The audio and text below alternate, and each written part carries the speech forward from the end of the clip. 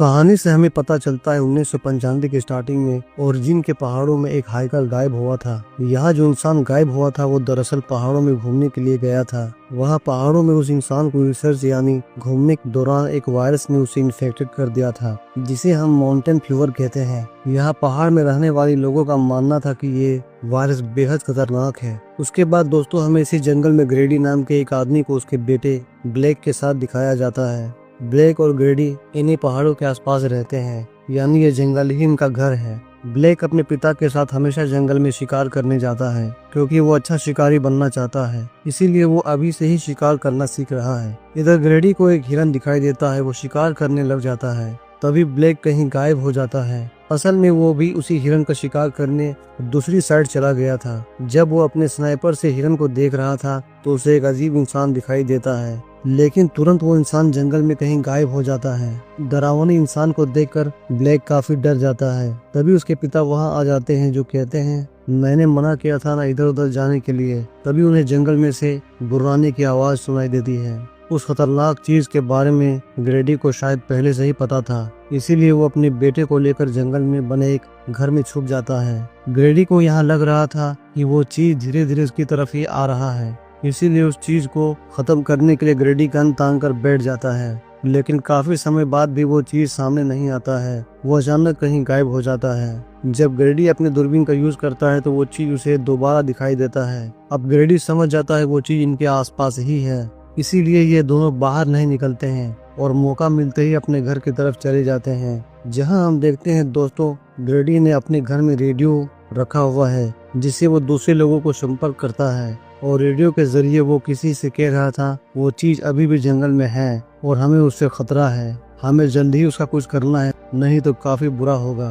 तभी हम देखते हैं ब्लैक अपने पिता की सारी बातें सुन लेता है और जंगल की उस खतरनाक चीज के बारे में ब्लैक को मालूम चल जाता है। इसके बाद दोस्तों कहानी सीधे 30 साल बाद शिफ्ट हो जाती है, जहां हमें ब्लैक को दिखाया जाता है जो अब शहर में शिफ्ट हो चुका है। उसने अब शादी भी कर ली है। उसकी एक बेटी भी जिसका नाम जिंजर है और उसकी बीवी का नाम शेलेट है, जो कि एक पत्रकार है। और ब्लैक भी एक राइटर है, यानी कि वो किताबें लिखने का काम कर रहे हैं। हम देखते हैं कि इस वक्त ब्लैक के पास एक लेटर आया है, जिससे उसे पता चलता है कि उसके फादर ग्रेडी की अब मौत हो चुकी है। इस लेटर के साथ घर की चाबी भी थी। खबर सुनकर इनको काफी अफसोस होता है। खैर दोस्तों, हम देखते हैं ये दोनों पति पत्नी अपने अपने काम में काफी बिजी रहते हैं, इसीलिए ये दोनों एक दूसरे से ज्यादा समय नहीं दे पाते हैं। अगले दिन शेलेट देखती है ब्लैक उसके ऑफिस के बाहर उसका वेट कर रहा था। वो यहाँ शेलेट से कुछ बातें करने आया था। ब्लैक उससे कहता है पिता के मरने के बाद मुझे लगा कि तुम ही मेरी सब कुछ हो। हम दोनों अपने काम की वजह से एक दूसरे को वक्त भी नहीं दे पाते हैं और बेटी के साथ भी ज्यादा वक्त नहीं बिता पाते हैं।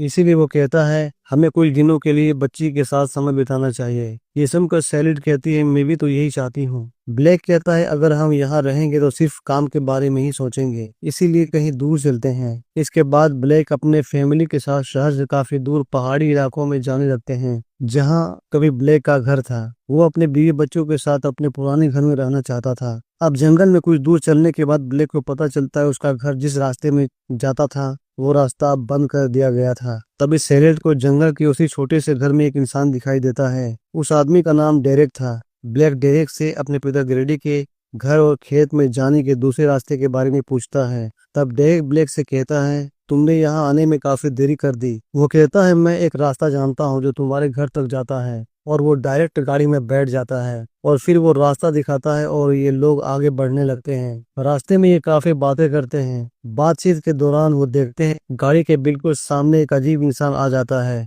जिसे बचाने के चक्कर में ब्लैक अपनी गाड़ी को घुमा लेता है और गाड़ी घुमाने की वजह से इनका बहुत बुरी तरह से एक्सीडेंट हो जाता है। इनकी गाड़ी खाई में चली जाती है और एक पेड़ से जाकर अटक जाती है। डेरेक गाड़ी का डोर खोल देता है, जिस वजह से वो जख्मी होकर नीचे गिर जाता है और ठीक मौका देकर ब्लैक के बीवी बच्चे गाड़ी से बाहर आ जाते हैं। लेकिन जब ब्लैक गाड़ी के अंदर था तभी उसे शीशे पर वही आदमी दिखता है जो गाड़ी के आगे आया था। वो अब धीरे धीरे ब्लैक के करीब आ रहा था, इसीलिए ब्लैक गेट को बंद कर देता है। लेकिन तभी वो चीज शीशे पर हमला कर देती है। उसके बाद वो जाकर डेरेक को मारता है और घसीटते हुए वहां से ले जाता है। अब ब्लैक किसी तरह गाड़ी से नीचे उतरता है और अपने बीवी बच्चे को भी नीचे उतार लेता है और उन्हें लेकर जंगल की तरफ भागने लगता है और भागकर वो बिल्कुल अपने ही घर के पास पहुंच जाता है। उसी वक्त उन्हें किसी चीज के गुर्राने की आवाज सुनाई देती है, जिसे सुन ये सभी डर जाते हैं और तुरंत भागकर घर के अंदर चले जाते हैं। ब्लैक घर के सारे खिड़की दरवाजों को अच्छे से बंद कर देता है। इसके बाद वो एक टॉर्च खोजकर बेसमेंट में जाता है, क्योंकि इस घर का पावर सप्लाई बेसमेंट में ही था। वो जैसे ही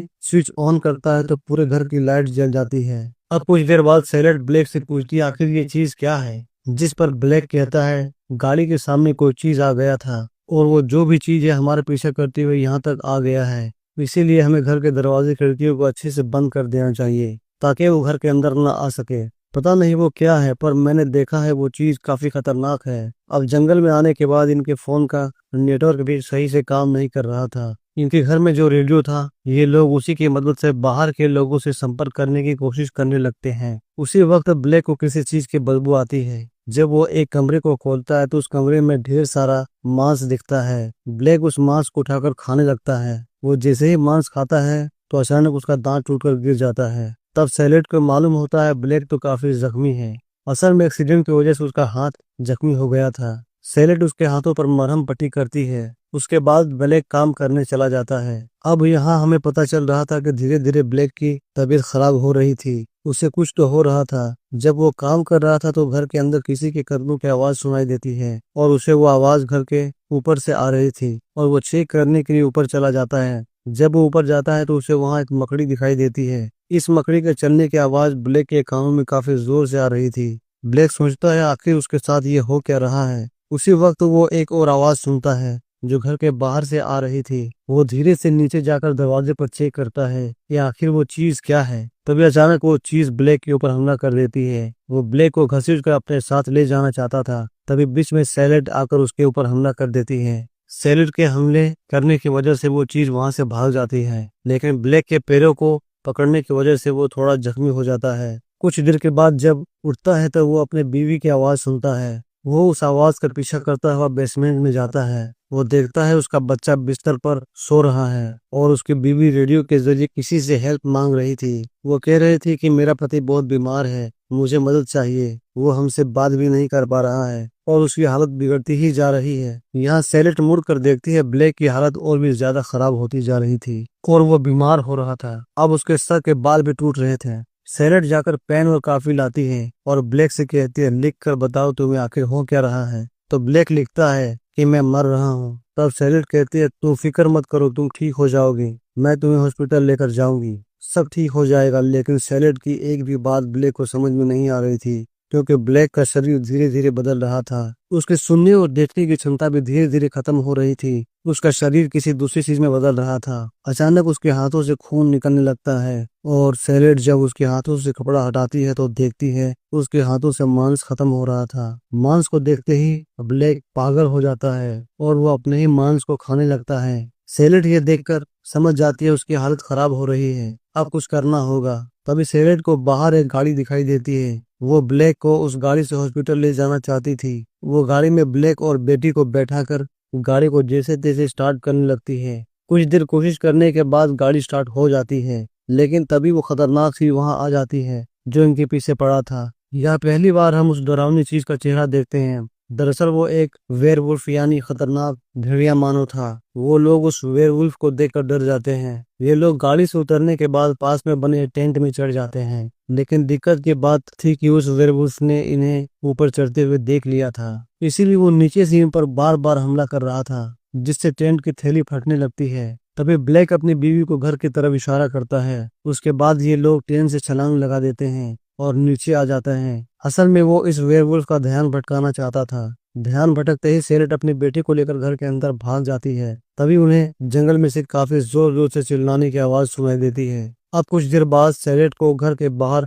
ब्लैक दिखाई देता है। शायद वो वेयरवुल्फ से बच गया था। जब वो घर के अंदर आता है तो उसकी बेटी उसे देखकर डर जाती है, क्योंकि अब ब्लैक की हालत काफी खराब हो गई थी। उसका चेहरा भी बदलने लगा था। यहाँ ब्लैक बदलाव के कारण अपनी बेटी को ठीक से देख भी नहीं पा रहा था। तभी अचानक ब्लैक खून की उल्टियां करने लगता है और अपनी बीवी के ऊपर ही हमला कर देता है, पर वो खुद को रोक लेता है। यह ब्लैक समझ जाता है कि वो अपनी फैमिली के लिए खतरा है, इसीलिए वो अपने परिवार को छोड़कर जंगल की ओर जाने को सोचता है। पर जैसे ही जाने के लिए मुड़ता है तभी वहां वेयरवुल्फ दोबारा आ जाता है और ब्लैक के ऊपर हमला कर देता है। ब्लैक की जान बचाने के लिए सैलेड यहाँ एक हथियार लेकर वेयरवुल्फ पर हमला कर देती है, जिससे वो वेयरवुल्फ गुस्से में आ जाता है और वो सैलेड पर हमला करता है। लेकिन तभी ब्लैक दोबारा वेयरवुल्फ पर हमला करता है, लेकिन वो इस बार उस वेयरवुल्फ को दांत से काट कर जान से मार देता है। उसको मारने के बाद जब ब्लैक उसके हाथों पर बने टैटू को देखता है तो ब्लैक को पता चलता है कि ये तो उसके पिता हैं। तो वो दुखी हो जाता है कि उसने अपने पिता की ही जान ले ली। यहाँ वो काफी मायूस हो जाता है और बाहर आ जाता है।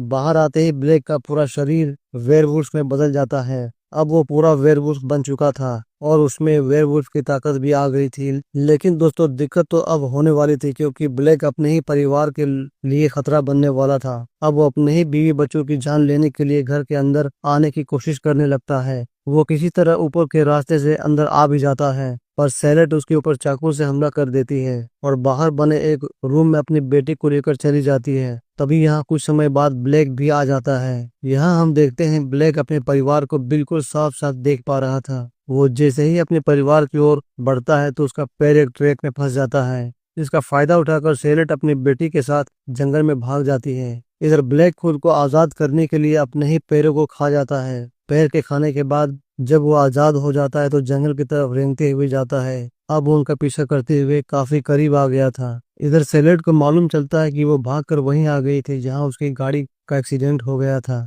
कुछ देर ढूंढने के बाद सैलेड को डेरेन का गन मिल जाता है। वो गन को ले लेती है और जंगल में बने घर की तरफ भागती है। अब सैलेड अपनी बेटी को लेकर इस छोटे से घर में छुप जाती है। कुछ ही समय बाद ब्लैक अपनी फैमिली का पीछा करते हुए यहाँ पहुंच जाता है और इधर सैलेड ने उसके ऊपर गन तान रखा था। यहाँ ब्लैक अपनी बेटी को देखता है। शायद वो चाहता था कि ये सब कुछ खत्म हो जाए और ब्लैक यहाँ जानबूझकर उन पर हमला करता है, तो सैलेड उसे गन से शूट कर देती है। और इसी तरह दोस्तों ये जो वायरस था वो ब्लैक की मौत पर ही खत्म हो जाता है, क्योंकि ये वायरस ब्लैक को उसके पिता ने उसे दिया था। इसीलिए ब्लैक ने मौत को चुना था ताकि ये सारा कुछ खत्म हो जाए। और दोस्तों इसी के साथ ये कहानी यहीं खत्म हो जाती है।